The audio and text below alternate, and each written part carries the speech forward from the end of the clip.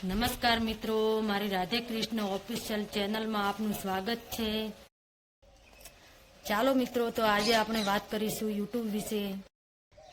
તો મિત્રો, આપણે યુટ્યુબમાં કેવા વિડીયો અપલોડ કરવા જોઈએ જેનાથી આપણી ચેનલને કાંઈ તકલીફ ના પડે। આપણે બીજાના વિડીયો અપલોડ ના કરવા જોઈએ, કારણ કે બીજાના વિડીયો અપલોડ કરવાથી આપણા વિડીયો પર કોપીરાઇટ લાગી જાય છે। તો મિત્રો, કોપીરાઇટ ના લાગે એના લીધે આપણે પોતાના જ વિડીયો યુટ્યુબમાં અપલોડ કરવા જોઈએ। તેનાથી આપણી ચેનલને કાંઈ નુકસાન નહીં થાય।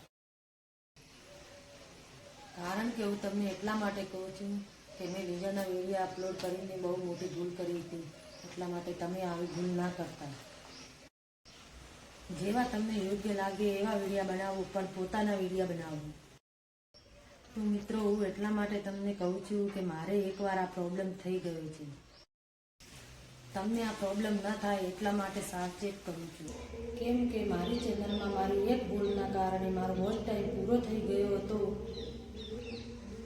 અને એક વિડીયોના કારણે પ્રોબ્લેમ આવી ગયો હતો। એનાથી મારી ચેનલ મોનેટાઇઝ ના થઈ। તમારી મહેનત નિષ્ફળ ના જાય એટલા માટે તમને પણ સાવચેત કરું છું। તો મિત્રો, તમે પણ ખાસ ધ્યાન રાખજો વિડીયો અપલોડ કરતી વખતે, એટલે તમારે પણ આવો પ્રોબ્લેમ ના આવે।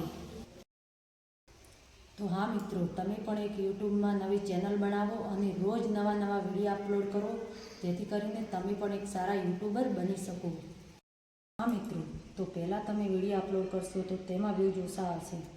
જેમ જેમ તમે વિડીયો અપલોડ કરતા રહેશો તેમ તમારા વ્યૂઝ પણ વધતા જશે અને તમારો વોચ ટાઈમ પણ વધશે।